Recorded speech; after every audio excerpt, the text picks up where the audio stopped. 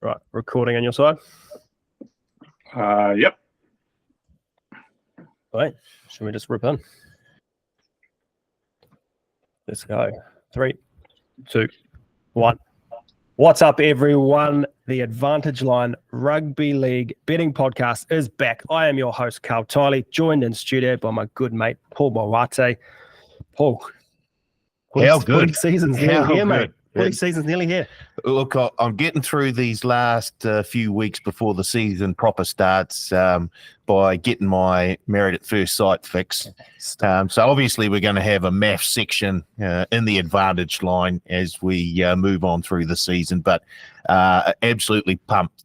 Can't wait for the start of the season and to see the mighty Wars, I think, improve on their performance from last season. We will get to that shortly. Now, we can't do this by ourselves. No. The punters will get sick of listening to us pretty quickly, I would say. 100%. So we will be joined each week by our good mate Surly or Blake Ashford, one of the two.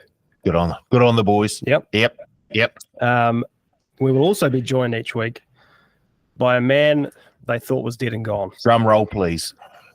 After doing some research, we actually found out he was serving a suspension for calling Nathan Cleary barely a first grader on this very podcast, in fact. He served his time, though? He served his time. Good. He is back along with his hot takes, like Stone Cold returning to WrestleMania. Oh, the Undertaker. I'd like to welcome in the great man, Nick Tedeschi. Teddy, welcome back to the Advantage Line. How good. Like a combination of Jesus Christ, Michael Jordan, and Winston Peters. He has come back from the dead. A comeback kid. What an unlikely return. Yes, the copped the suspension longer than Danny Williams for his king hit on Mark O'Neill for that terrible take on Nathan Cleary. I think I've been gone 2.5 years and parent have won 3 premierships over that time. But you know what? Like I told Paul off air, you find the evidence. We'll discuss it. I have no recollection of that hot take, so we'll move on. I can assure listeners that we have everyone in the office. They have stopped doing anything else and they are searching through the archives for footage of Teddy saying that Nathan Cleary was barely a first grader. I haven't run this by anyone, but if you're a listener, an OG listener of the Advantage Line, and you can find this episode for us, we'll find a $100 bonus bet for you. DM us on Instagram, trb.nz, and we send us the link and we'll sort you out. Boom. Or he's got a bounty on his head already. This is fantastic. We're not 5 minutes into the Advantage Line 2024 and Tedeschi has got a bounty on it, and I am sure there will be listeners out there who will be rummaging through the internet looking for that piece of and I know it does exist. He did say it. I thought all those who had a target on my back were gone for, but you've got a whole you've got a whole country after me now. Okay, before we move on and get this podcast started proper, would you like to renege on that statement at all? Look, I'm happy to walk it back a little and say he's half decent. I'll tell you, I probably wouldn't have done it before the grand final last year, but after a complete strip out, having Nathan Cleary for last try scorer and Clive Churchill, that last 20 minutes, he has endeared himself somewhat to me after that. But yeah, it may have been a little hot under the collar on that one. And yeah, look, I'm sure those who go back through the archives, that won't be the only terrible take they'll find either. So another one we came across recently, Paul Mawate saying Sean Johnson is gone. He's passed it. No. He's not an NRL player anymore. Okay, so once again, came second in the Dally M's last year, Paul. He should have won. He should have won. One of the biggest travesties of last season. But is it up there with the underarm ball for New Zealanders in terms of being knocked over by Australians? It's got to be up there, doesn't it? Huge.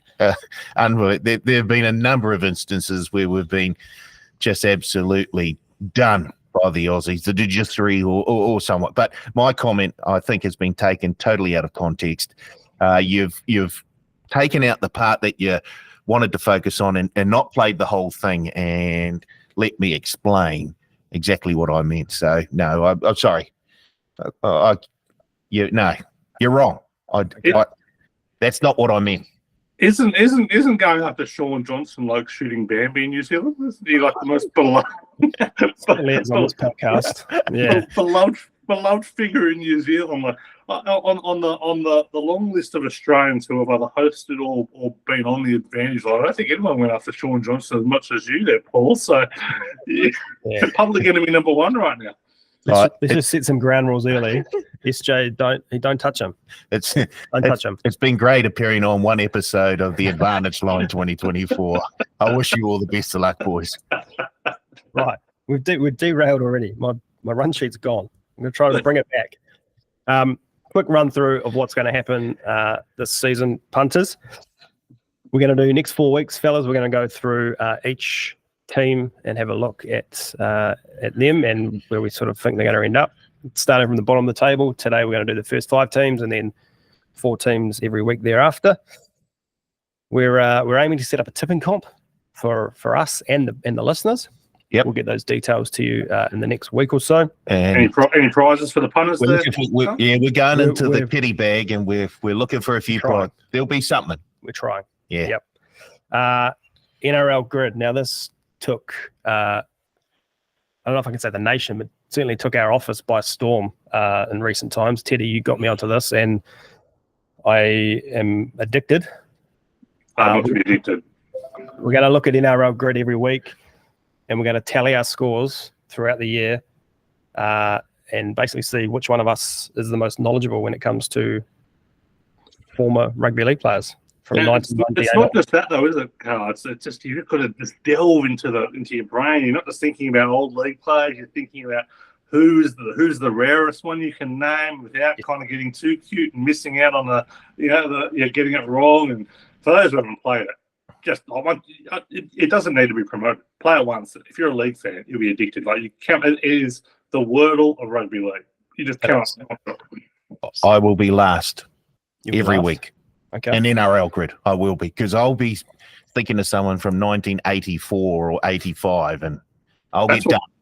That's what gets me, Paul. I came up. My first year, I really remember is 88.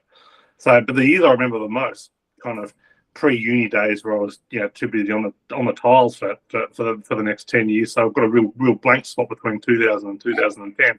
But yeah. Peak rugby league fandom was as an 11, 12-year-old where you had the footy cards and you watched everything and you absorbed everything. That was so give me a 1988 to 1995 NRL grid. The naming of Steve Menzies or Ruben Wiki, those that crossed over here is they get you more often than not. Yeah, 100%. So we'll be keeping tally across the year. We're going to kick off most shows with a question. I've called it divided opinions because I'm hoping to get the boys fired up before we start a show. And this may or may not work. So bear with me. I don't tend to get fired up too much, Karl. So, you what, sorry? I don't tend to get fired up too much. So just trying to dangle the carrot.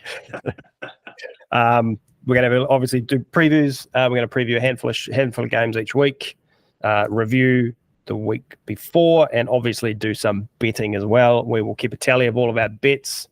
The idea is we get $100 a week and we can bet on anything we like, fellas. We will keep keep a tally, a return on investment, if you will, see how we're going for the year. And I guess at the Advantage Line Christmas party, the winner will get something. I look forward to that. Yes. And Surly and Blake will be in on that each week as well, regardless of them being on the pod or not. So a good mixture there. It's all on. Yeah. Fierce competition. Yeah. Right. Before we if you're going to set some odds, who's your betting wise? Yeah. Where are you going? Who out of the 5 of us? Yep. Who's Lock your favourite? Me. Oh, me. Please. 100%. Just lock it in. See, you've got an emotional connection to the Waz. We've got a physical connection. Yeah, there we go, the tattoo. So you once again, you will find it tough to separate emotion from, I guess, looking at a game with Blinkett just as it is there. Teddy, he's got Talk about emotion. Yes. But none of it leads to betting on the Bulldogs. If you've never watched the Advantage Line before, Teddy is a huge Bulldogs fan. But I think I'm not sure he's ever said a good word about the Bulldogs. well, he hasn't really had. Not since I've been in the Advantage Line. It's been, guess what? The Bulldogs last played finals football before the Advantage Line started. So. And of course, the great saviour, Serraldo, came across from the Panthers. That didn't quite go to plan.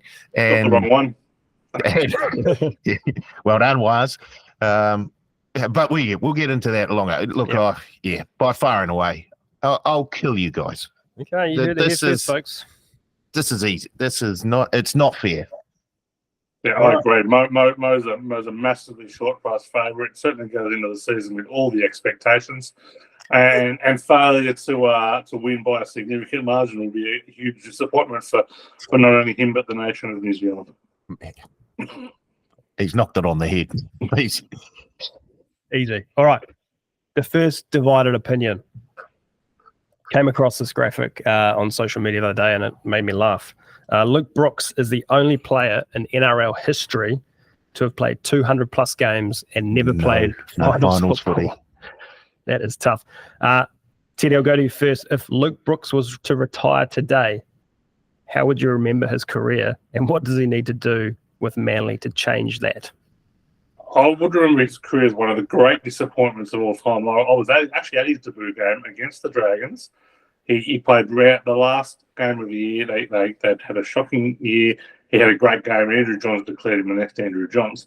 Well, I can tell you what, he wasn't only not the next Andrew Johns, he's almost like a poor man's Toby Sexton, which is really saying something. For a long time I felt sorry for him. Like he was certainly a victim of his own of his environment. Being at the Tigers certainly did not help.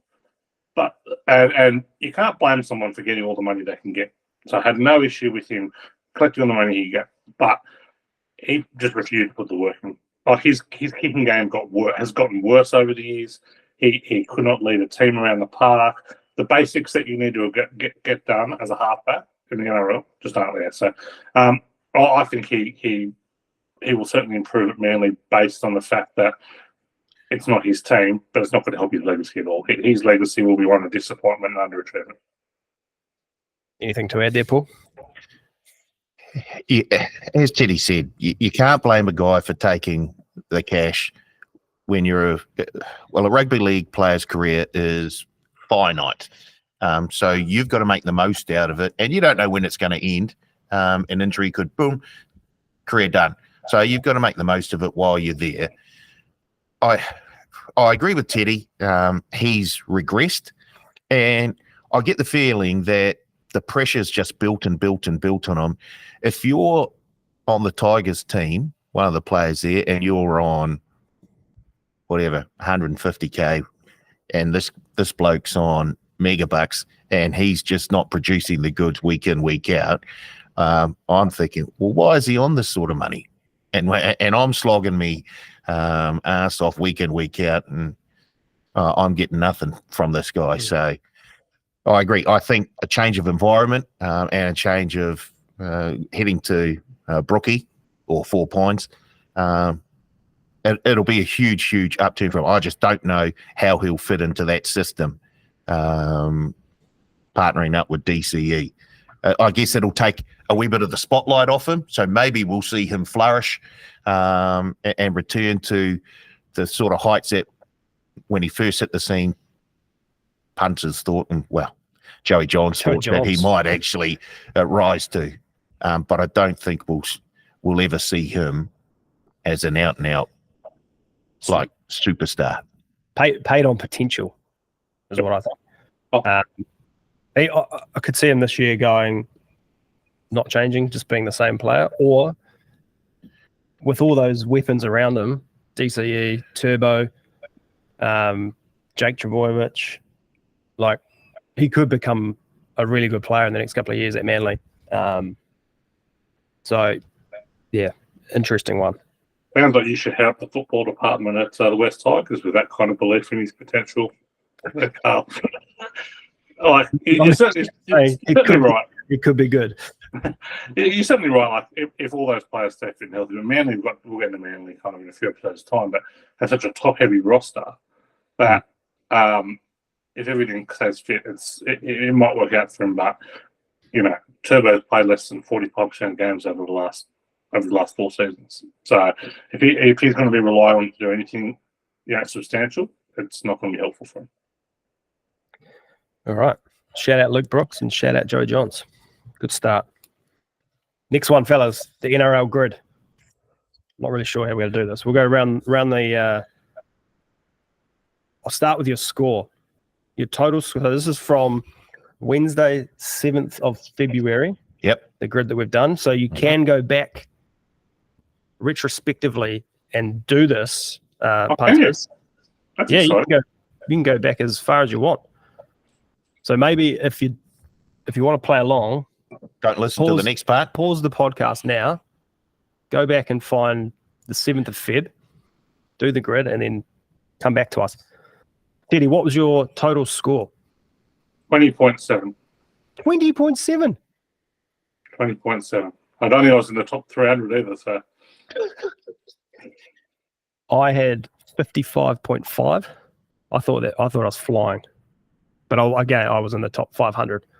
One of the answers was was my favorite random player and got a 0.0 for it, which was amazing. So I've been waiting for this player to pop up for a long time. Well, when we go through each of the answers, we'll talk about that player, but it's one for the ages. Your total score? 38.4. I genuinely thought I was going to come in and be leading from the front here. This is tough. Okay. All right. Well, let's go. We'll go around the squares then. First one has played for the Dragons and has scored 100 points in the season. I went with Piggy Riddell. I also went with Piggy Riddell times 3. Here we go. Next one along, played for the Dragons and played for the Tigers. I struggled with this one. The only one I could think of was Benji Marshall. And that was top points, 14.14. I went rhyming. Piggy Riddell, Jacob Liddell. Very nice. I actually went the next colleague of mine from the Sporting Met days, Corey Pearson. Oh, wow. 2.7. Probably wouldn't have got him if I didn't work with him. So. Next one, I was pretty happy with this one. Less than 50 games career and has played for the Dragons. I went with Tristan Saylor. Nice.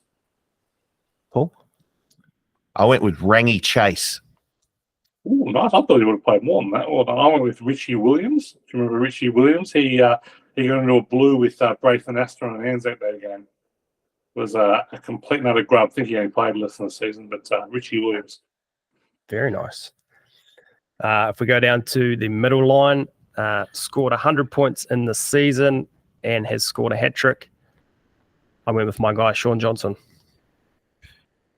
I went Alex Johnston. Yeah, Alex Johnston times 2.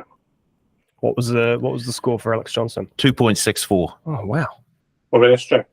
3.1. Next one, has played for the Tigers, has scored a hat-trick. I went with Matt Utai.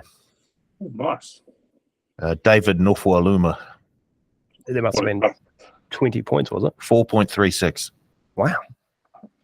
Daniel Fitzhenry, 1.67. Jeepers. Daniel Fitzhenry. Wow. Played less than 50 games career, has scored a hat-trick. Ezra Mam. Got one in the grand final. He was the most recent one that I can think of. That can't have scored well. 2.83. That's not too bad. You got Ezra as well, Paul? Yes. I had Jordan Atkins. Remember Jordan Atkins? Scored 4 tries on debut for the Titans. I don't think he played much more after that. It was when they were going through the period of, they had a lot of Jordans on the wing. They had a lot of Jordans full stop, I think. Jordan Karl was there. Jordan Ruppiner, I think, might have started up there. Funny story. I almost ran Jordan Kahu over one day. I don't know. If that's Deliberately a funny story. or accidentally? Yeah. Accidentally. So him and Lema Sopoanga from the All Blacks, they actually lived or grew up in Petone or Alistown, which is just sort of around the corner from my house. And we're one Christmas or something, they were back home, riding their bikes on the road. Looked like they were half pissed. And I came around the corner and almost cleaned them up. Gee, That's saved a few clubs a bit of heartache with the directive. Butterfly effect. All right, next one. 100 points in a season, has played for the Knights. I struggled. I went to Kirk Gidley. Yeah, I was getting a bit tired. 14 points there. I went Gidley Andrew would have scored a lot. What was that one? 7.49. Oh, well How done. was Andrew John 7.49 and Kirk Gidley is 14.4? He was. I'm guessing Joey played a lot of his career before this was in, because it's kind of based on how many games you played and how recently you played. So Gidley probably had more games and more recent than so. Joey was my first option. I was like, nah, that'll be top points. I'm not doing that. I was trying to avoid those two. So I actually went Dominic Young because I know he got 25 tries last year. So I don't know if he didn't get the plus, but got a bang on 100. So 4.2 points for Dom Young. Next one, played for the Tigers, has played for the Knights. I think there was only about 13 or 15 options here. This was hard. This is the one I struggled with the most. Chris Heinington for me. 13.21. David Clemmer. Oh, good get. 10.03. Yeah, I almost put in Clemmer, then Corey Patterson came to one. So Corey Patterson, 2.99. Big goal-kicking back rower who couldn't tackle. And this one, I'm pretty proud of this one. Has played less than 50 games in the career and played for the Knights. Carlos Tormavave, 0.69. Oh. Did he play for the Wars as well? He did play for the Wars, debuted for the Wars. Lachlan Miller. Who?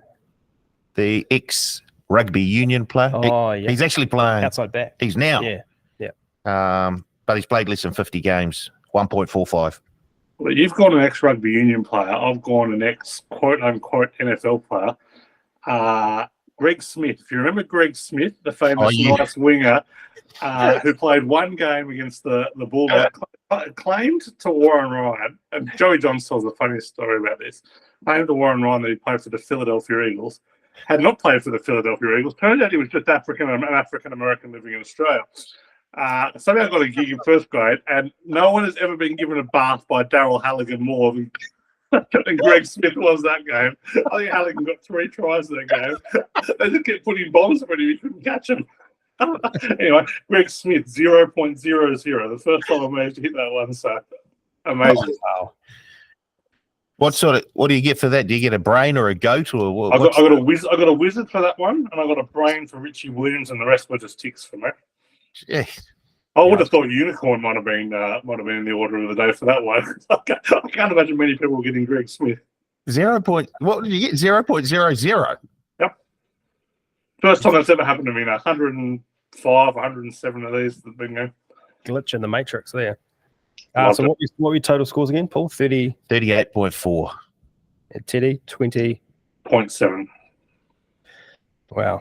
Don't worry, I will be getting. I'll get the 2 or 3 red spots. Usually. Yeah. My score tends to hover around the kind of 40 to 50 mark. So that was got very lucky with a Greg Smith and Richie Williams. That's not part of it.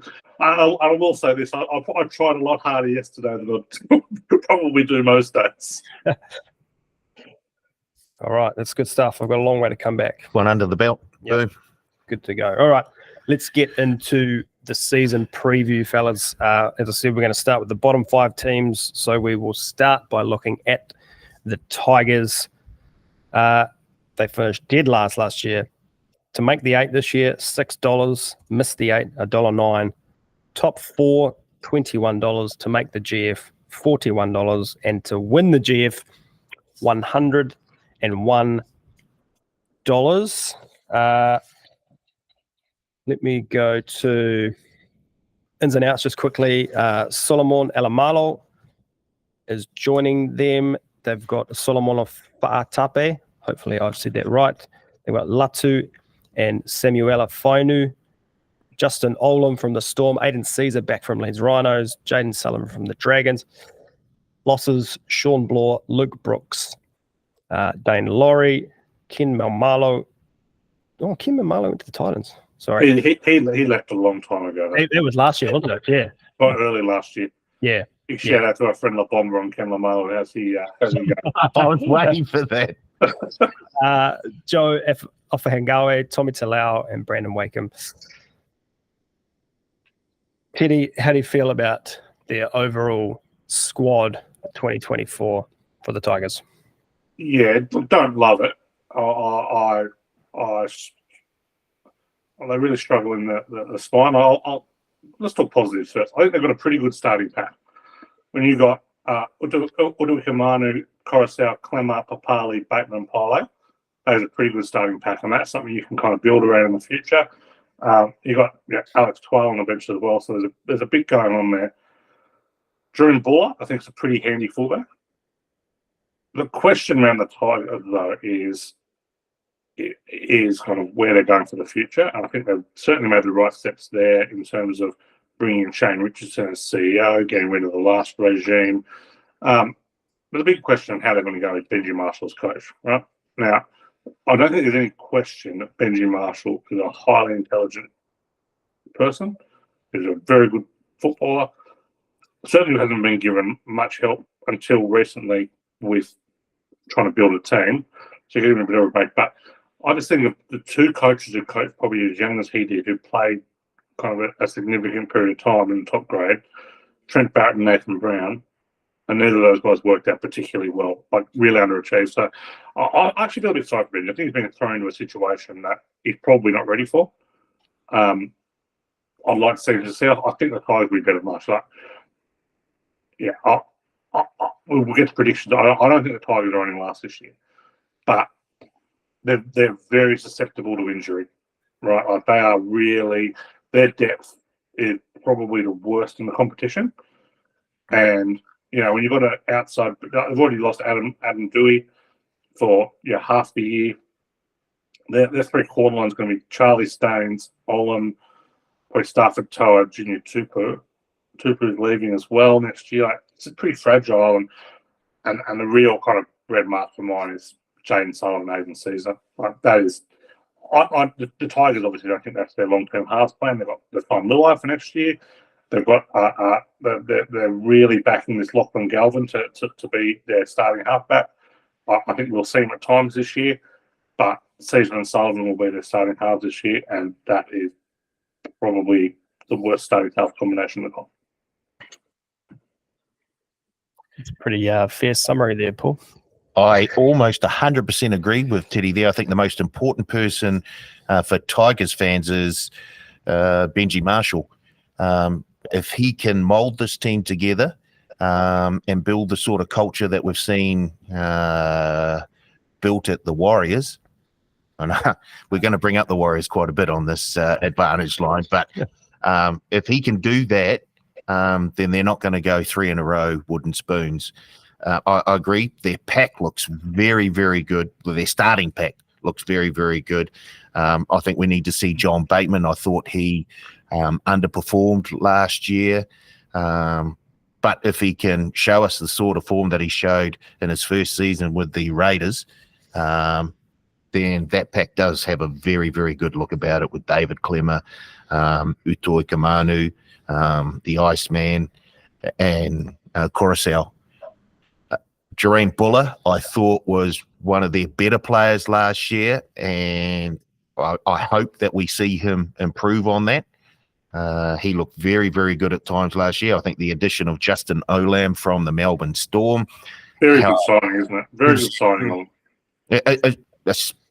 It just gives them, and he's a clever guy. He's got a degree in engineering or something like. He's not going to help him on the footy field. But. Well, I don't know, angles and anyway, he's a clever guy. He comes out of a system. This is the problem. Sometimes you take someone out of the Storm system and they don't quite click when they move to another system. I don't think we'll see that with Justin.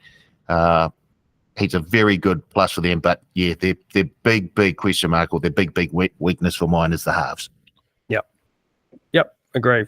Forward pack good, backline question mark, bench average, depth not good. Yeah, and where they're going to come down to is benching his assistant's ability to develop their young players. Like they've got like Buller, Lachlan Gale, and the Fino brothers who have got a lot of hope in. Calendar Silver, they rate really highly. They got this good young talent, and the way how Penrith ended up being built was they ended up developing this young talent to a really good level, and that's how they're going to have to build this roster, because they're not going to attract big name players. Like Luai will help with that, but if they want to see something this year, they're going to need to start getting something out of those young players that they haven't done for 10 years. So Buller thrived last year on natural talent alone. Buller was given no hope last year, so hopefully with a bit of stability. Richo's really good at bringing the right people around. Benji's, I would hope, would be a good development coach, but I'm always worried about players who are as talented as Benji. Often don't know how they got that good, so they really turn to be good coaches. But either way, I think the ship's pointing in the right direction for the Tigers, isn't it? They seem like they turned a little bit of a corner when Sheens left last year.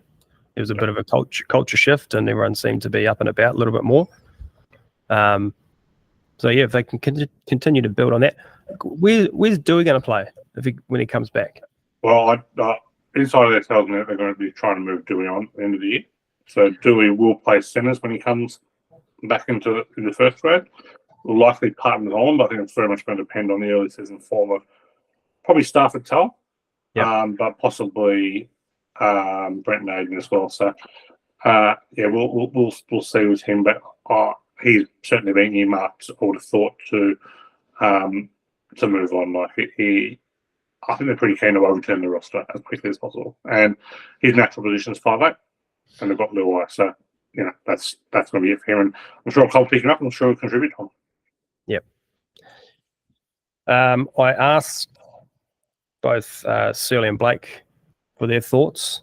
Surly's given me, we'll get to this shortly, where we think the teams are going to finish, but Blake's given me a couple of lines. He's titled it. Remember, this is his team. One of his teams. And Benji was the guy setting him up for every try in his career, according to him and one of his podcasts. So he knows everything to Benji.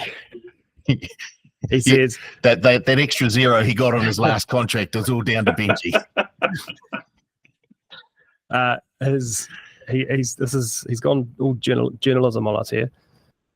In bold, Benji gets the Tigers roaring to 9th. Will be much improved with a full preseason under Benji and co. They have a good draw, in my opinion, and I see them in the 8 at the midway point. If Adam Dewey does come back sometime around then, could be the boost they need. So we're talking about their draw. So I've done a fair bit of analysis on their draw. They got the 12th most difficult, the 12th worst draw. So, either way. But their hard games really come in the back third of the season. They got a pretty good first 2/3 of the season. So they're going to have to build their wins up early. They're going to have to build some momentum up. They also benefit by getting Penrith away at Gosford and South away at Gosford. And their last 4 rounds, they've got 3 home games and a bye. So, pure wins and losses. It's not the easiest draw, but they get a few breaks in that season as well. So I think, Blake's not wrong about that. Like it's not a draw that should disadvantage them.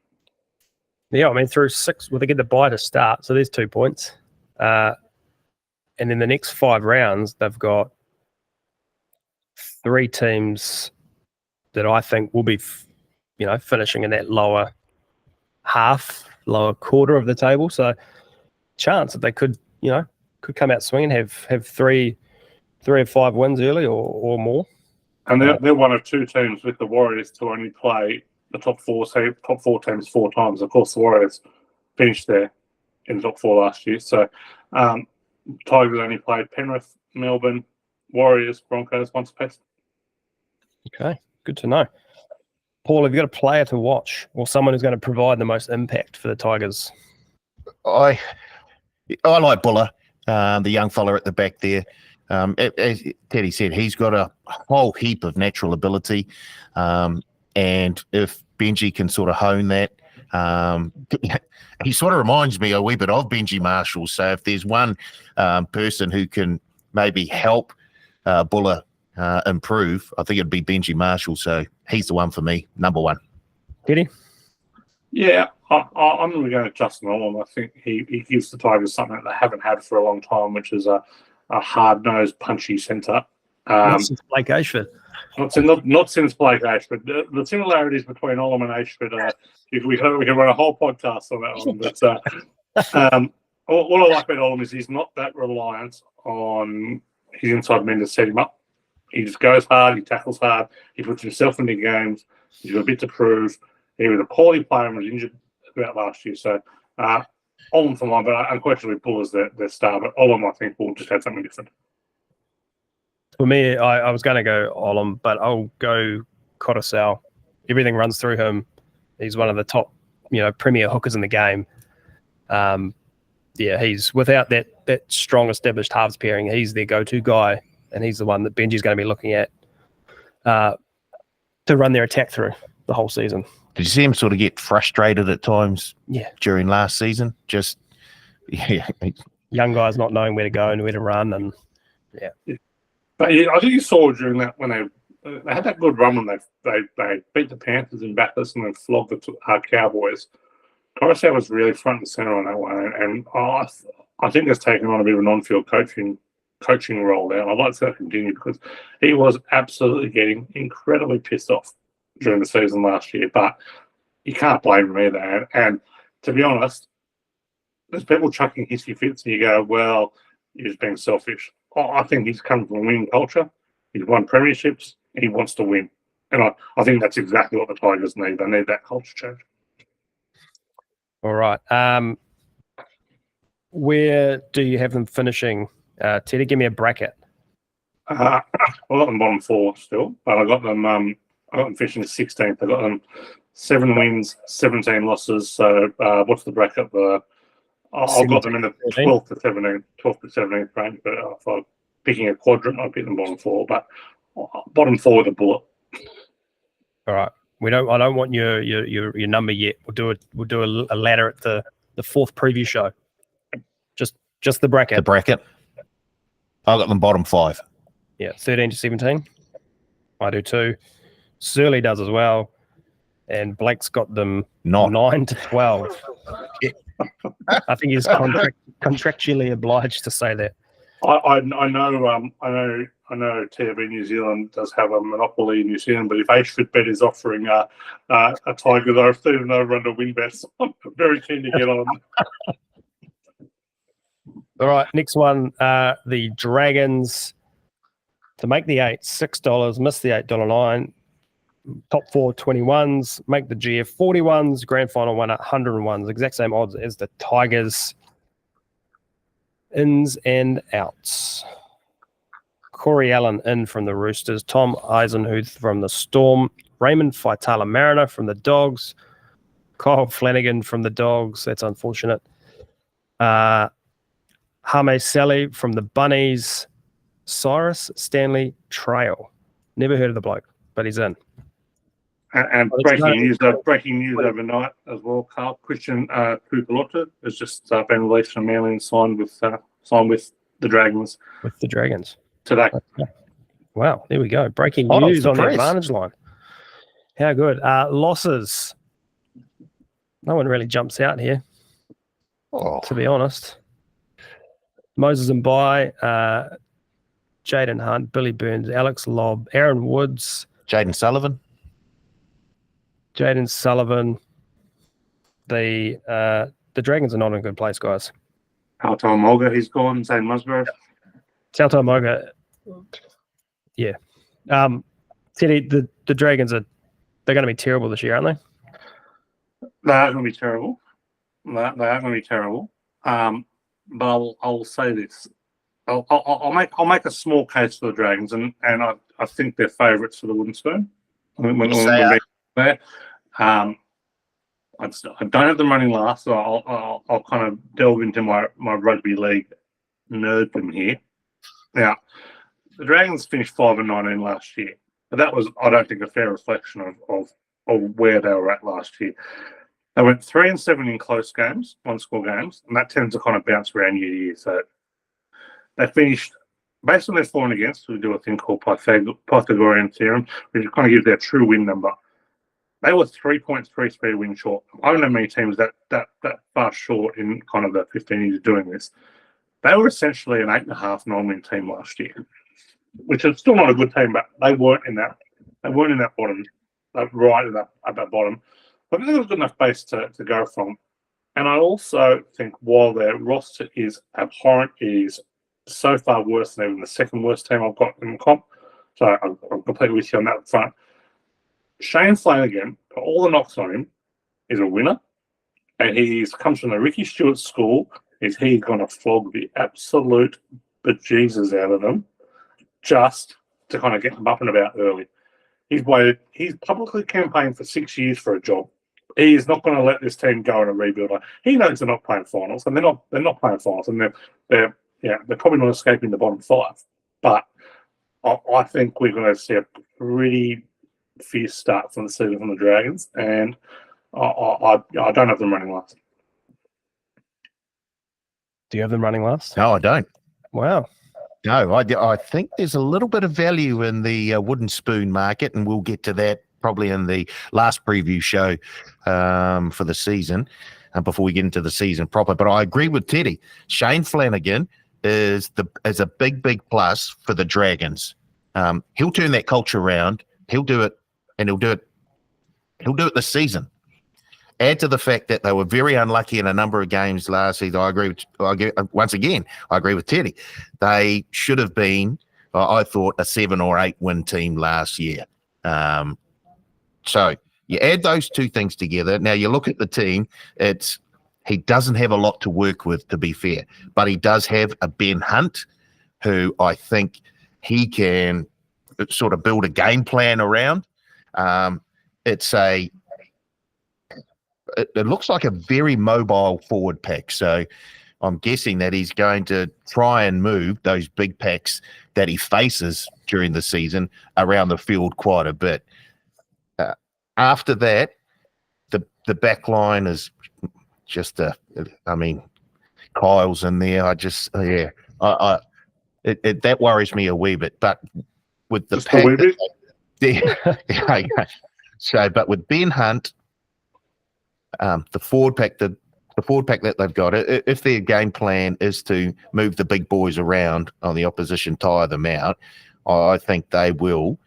They won't finish wooden spooners. They're still in my 13 to 17 bracket, but they're not wooden spooners for mine. They will finish dead last. Woo! They will finish dead last. Agree, Flanagan, not Kyle, is a big tick for them. But if I look down the page at their spine, Ben Hunt is still the guy. Ben Hunt must be about 46 years old by now. He's been around for so long. I love Ben Hunt, don't get me wrong. I love it. It's been almost a decade since he cost the Broncos the grand final. Exactly, like that. He was the veteran then. He probably played 10 years before that. He must be getting tired. Everything runs through him. I think he's been tired for a long time.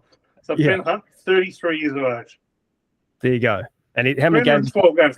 He might finish his career second line Cameron Smith, in games played. Yeah.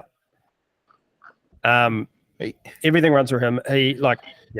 He's still got it, but maybe just too much. You've got some decent names sprinkled through that starting side, but Jack DeBellin hasn't really come back like he was before a suspension. Jaden Sewer can't stay on the park for more than 2 games. Jack Bird's a complete bludger. Big names like that. Like you're spotting. Like if you can get the best out of some of these players like Lomax and DeBellin and Bird, who obviously have ability. Like 2 of them have played Origin footy, but they just underachieved so badly last year, and there's just no effort. If you can kind of get some effort out of them, yeah, there might be something there. One of the most consistent players probably for the last couple of years since your departure and return, one of your favourites, Teddy, Mikolai Ravalawa.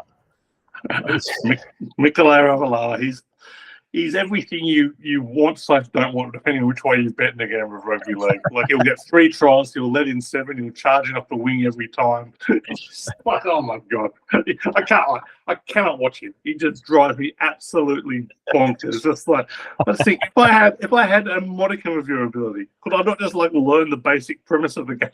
No interest. There he is. He's back. He's still No Shag's interest. favourite player. Oh, that's good.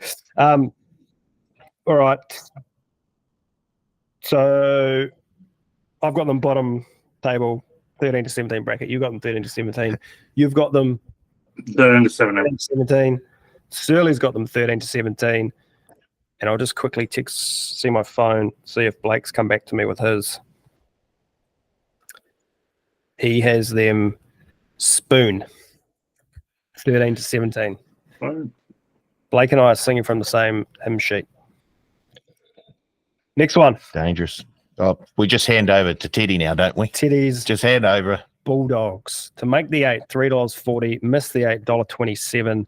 To make the top 4, $9. Grand final, $23. To win the grand final, $36. Ins and outs. Where's my list? Big in Stephen Crichton. Stephen Crichton, the biggest in. I hope you're making this a 3-hour podcast if you're going through all the ins and outs that Canterbury have got. I know. I'll just pull out a couple here. Joshy Curran. Josh Curran, Yeah. big in. They've got Connor Kirkman, Tracy.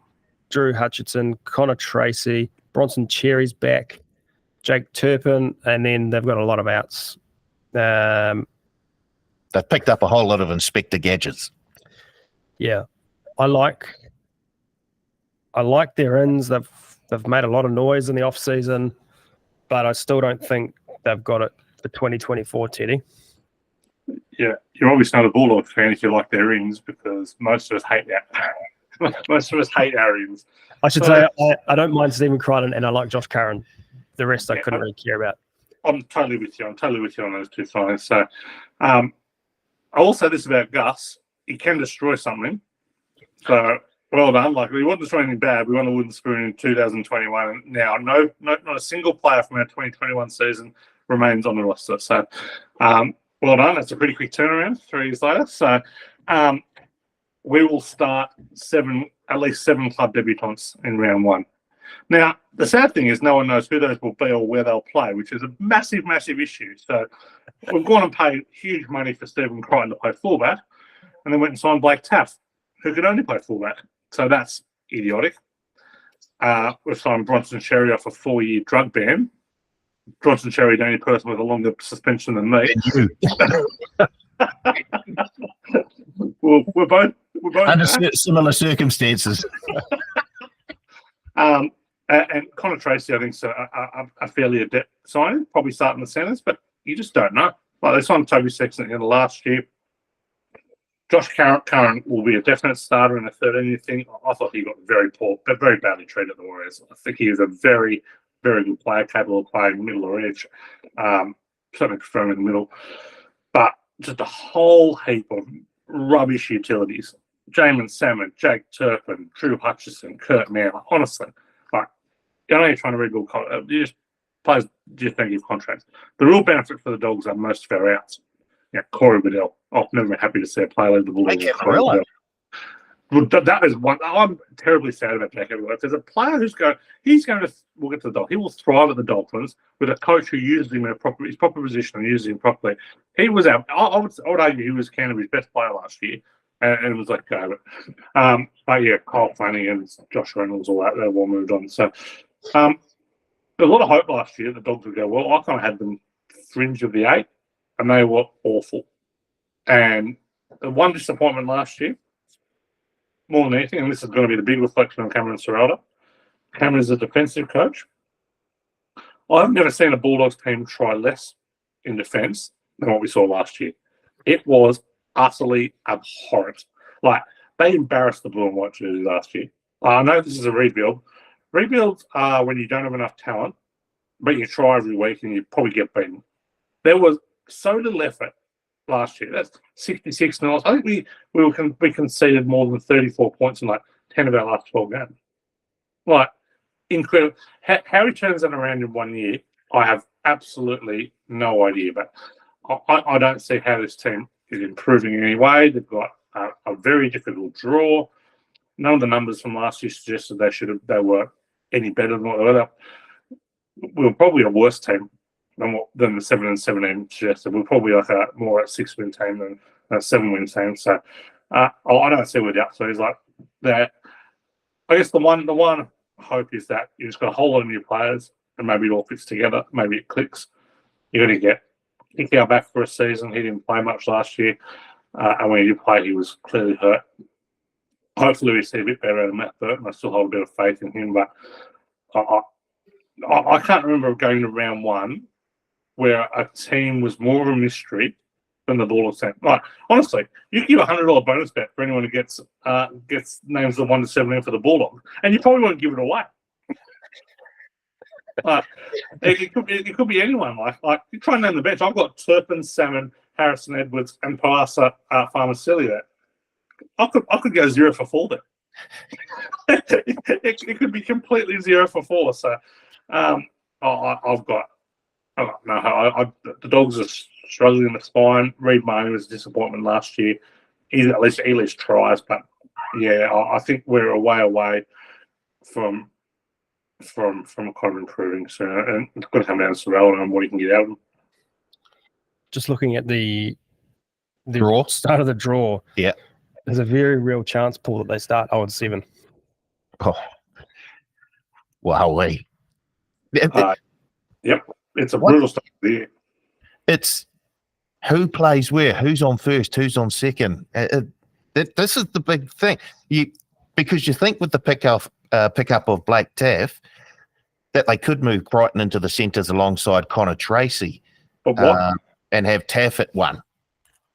It just, if you're going to buy him, then put him on there. I think the buy of the year will be Josh Curran for the Dogs. I think he'll be one of their standout players. But once again, Matt Burton, there's a question mark over, is he a 6? I don't know. The jury's still out on that for mine. But you look at they could have a different 17 every single week of the season. You wouldn't know. They could have a bench full of 14s if they wanted to. Here's one To go with our starting side full of 14. So. Here's one for you. How many weeks before we see Stephen Crichton in the halves? We won't see Stephen Crichton in the halves. Played in the halves for Samoa? Yeah. I'll say what we're seeing in the centres. Yeah. I'm gonna say we will see Stephen Crichton in the halves this year. Well, that will be astonishing, seeing as we signed 23 halves, and he wasn't one of them. Like, look, I'm not willing to put anything past Cameron Charlo.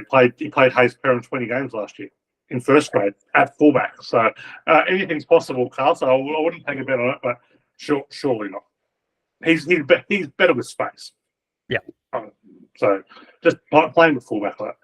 Yeah. You talked about Taff earlier, Paul. To quote someone who's pretty close to the game, for a footballer, Blake Taff's a lovely person. There's another one. Right, where have you got the finishing, Paul?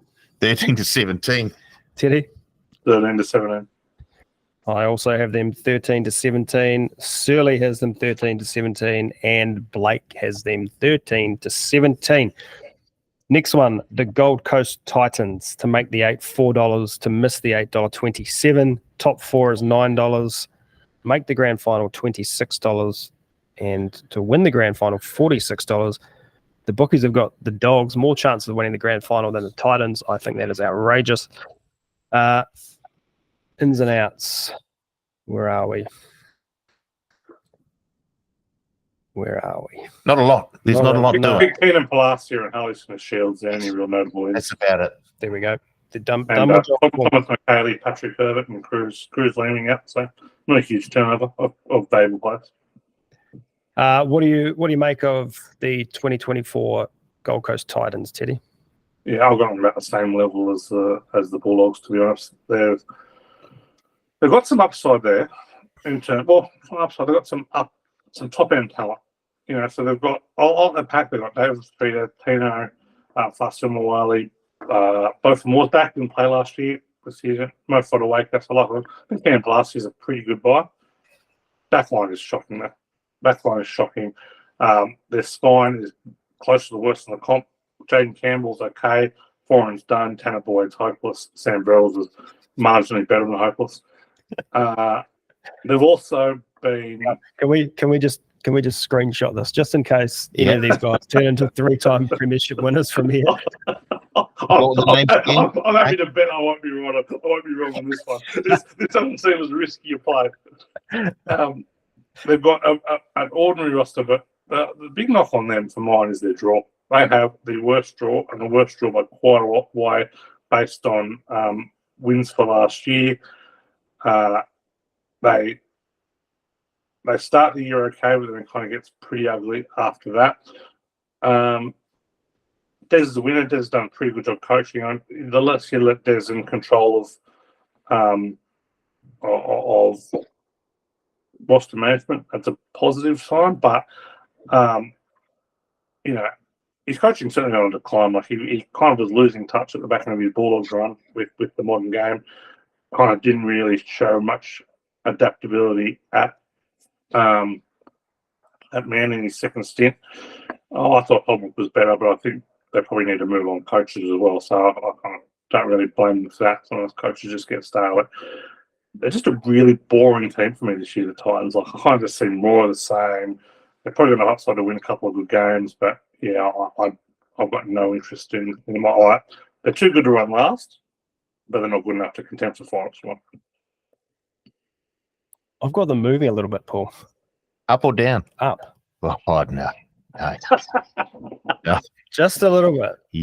Just a little bit. Their forward pack is pretty good. Starting forward pack. Very big, mobile, game breakers. Backline, a few more question marks. AJ Brimson to the centres. Jaden Campbell, I thought he was pretty good at the back end of last year. Big question will be if teams have sort of picked up on what he does and can sort of shut him down pretty early. But I've got them moving. How about you?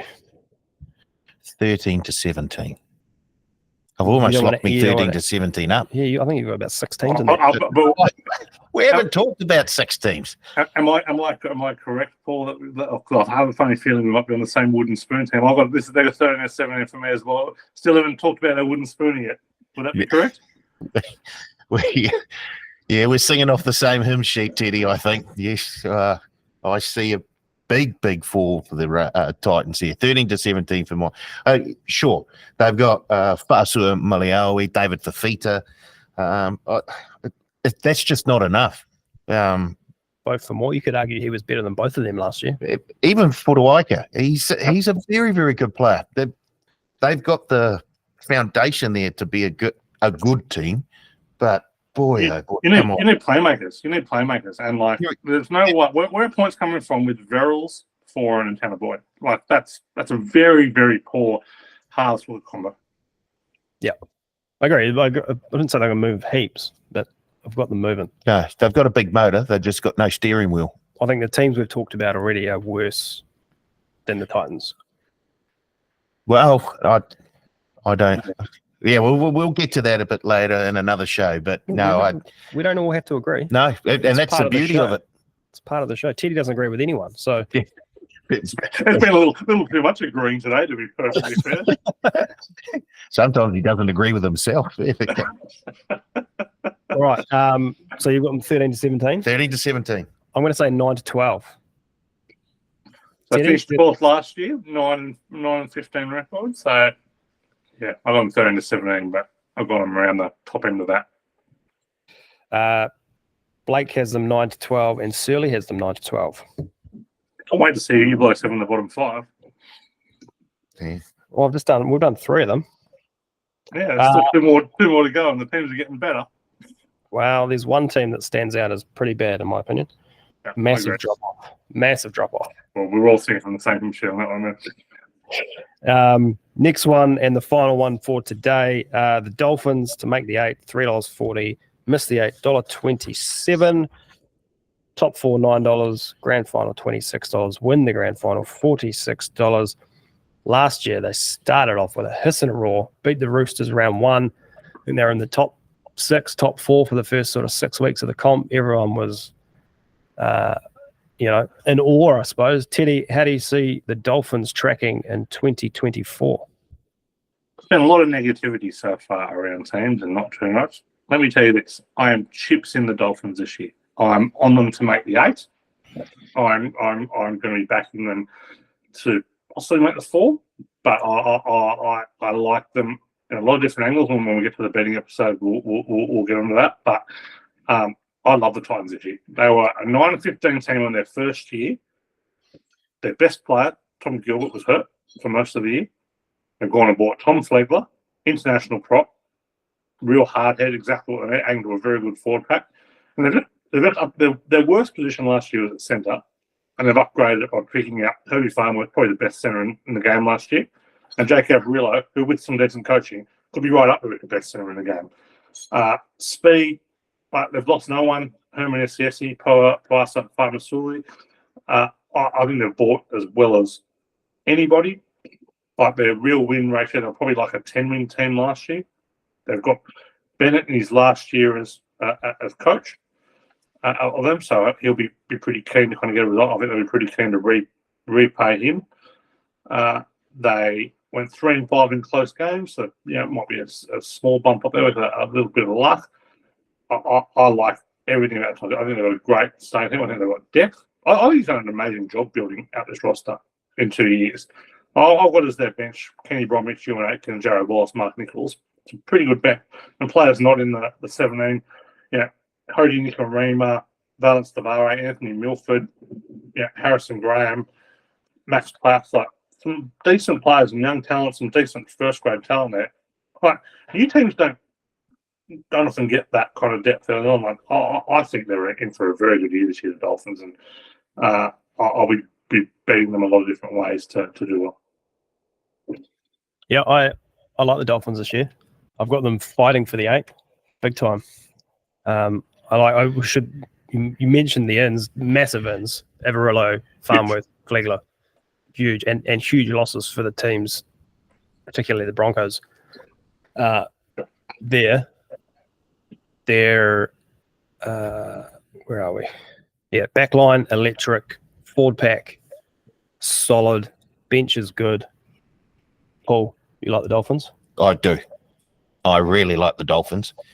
I think they've done the best buying out of the 17 teams in the NRL. I think they've identified where they had weaknesses and they've picked up players who can improve. And that, like the likes of Herbie Farnworth. I hope Jake Averillo gets a go. I think those two would make a massive centre pairing. They've got the hammer at the back, who is one of the fastest players in the game. A lot of it will come down to the combination that they, I guess, get in the halves with Katoa and O'Sullivan. But that forward pack, well, you got Kofusi, the Bromwich brothers, so there's a big chunk of Melbourne Storm. A lot of games there, form there. A lot of wins. Yes, yep.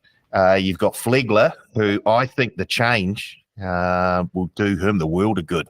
I think we'll see him step up big time. And if Tom Gilbert gets through the season injury-free, that's a huge plus for those. And they've got a wee bit of depth as well. That bench, they've got one of the strongest 17s, I think, in the competition. So I see a big improvement for the Dolphins. And where their season will be set up. So in the first 11 weeks, they leave Queensland once. They've got a very easy start to the season, like the third easiest first 8 games. And they're in the top 5 easiest next 8 games as well. So they've got a good draw. The draw is front-loaded. Their season is going to be determined early on, and they've been given every chance to succeed this year. And you didn't mention, another one of your favourite players, Teddy, Jeremy Marshall-King. He started the year with a hiss and a roar last year, was in contention for a while before he got injured. So, if we see 2/3 of that again, Oh, yeah. he's going to be leading them around the park. I've turned on him. I thought he was great. So it turns out he was the player who just needed some coaching. And to be fair, I think he won the Bulldogs best and fairest the year before he left. So I thought the upgrade to Reid Marnie was an upgrade. I'm not so sure about that in hindsight. Certainly wasn't value. The halves is the big question for me. Big question mark for me. Who do you play there? Who do you play? Who are your starting halves? Do you go Sullivan Qatar, or do you go Milford? Do you bring in Nicarima? Like, it's pretty open, right? I think Sullivan's a lock for the 7. Yeah. He's your solid game manager. You know what you're going to get with him. He's pretty consistent. Yeah. He's done it with the Warriors and the Panthers. Done a job. So I think he's your 7. And then the 6 is the spot, right? I think Qatar's only 19. I think he starts. You've got to start him. I think. You've got to start him. If there's one thing that Bennett is really, really good at, it's instilling confidence in players, and certainly young players. And I think for him not to start him would knock the young fella back a wee bit. So he'll be saying to Karl, go out there, play your game. You don't have to do anything special. Yeah. Just go out there, enjoy the game. I think he'll step up this season. The young fella. Milford's gone, and I think Nicarima's played too many positions. I think Nicarima will probably make a nice 14. Yeah. He ended the season at fullback last year. The hammer was in the centres. I've never really thought of Nicarima as a half. Teddy, I know you've probably got an opinion here. Yeah, I've never really thought of him as a first grader. So. Hey, can we go? Okay, here's another one. I think the ship on Cody Nicarima has come and gone. I don't think I'm breaking any news on that one. Who are you starting in the halves? Yeah, I'm going Qatar and O'Sullivan. Agree with O'Sullivan. There's not much upside there, but there's a lot to be said for a steady hand, and particularly if you're going to play Qatar, I think O'Sullivan's got to be the man there. Like you need a steady hand when you got Qatar. Probably, I think they're both 7s, which is a bit of an issue. Like, I'm not sure Qatar's that running half. Like, I think when Qatar gets to where he's got to get to, a player like Milford's probably a better fit for him. But they're not there yet, and that's what I'll be playing. Nice. All right. Where do you have them finishing, Paul? What's your bracket? 8-5. 8-5. Teddy? Yep, same bracket, 5 to 8. I've gone 9-12, but right on pushing for the 8. The bubble. I've got a few teams that are pushing for that 8th spot. You got a few teams, yeah, you have. Yeah. There's only 17 in the comp, but I'm going to utilise all of them. All right. That's us. Episode 1 of The Advantage Line. We are keep an eye out on the TAB website this week. I'm told that we should have betting on the preseason challenge. Should come available, if not today, very soon. Keep an eye for team list punters. It's all based on team lists. Yeah, there are about 40 people playing each game, each for each team this week. Find out who's playing, how much they're trying, all that stuff. That'll determine everything. We don't have any promos on at the moment, but there is a new product. Go and check it out. We'll talk about our one later, episode 4. But the NRL Futures Multi-Builder, you can select up to 8 selections. You can pick a grand final winner, top 4 or top 8, and you multi them all together. It's a lot of fun, and if you're as confident as I am on your selections, then you make some good cash at the end of the season too. You can't not make cash if you want the Dolphins to make the 8 in there. Oh yeah, I'm guessing Teddy will have the Dolphins at 340 to make the 8 as one of his legs in that NRL Futures Multi-Builder. If only we can open my account back up, Paul. All right, gentlemen, thank you very much for joining us. Teddy, great to have you back, mate. Awesome to be back. Thanks for having us, and looking forward to a big year. Yep. And week 2 will be here very soon at the Advantage Line. Thanks for listening, and we will be back next week to do it all again. Cheers. Bang. That was awesome. Done. We're doing episode 2. I've got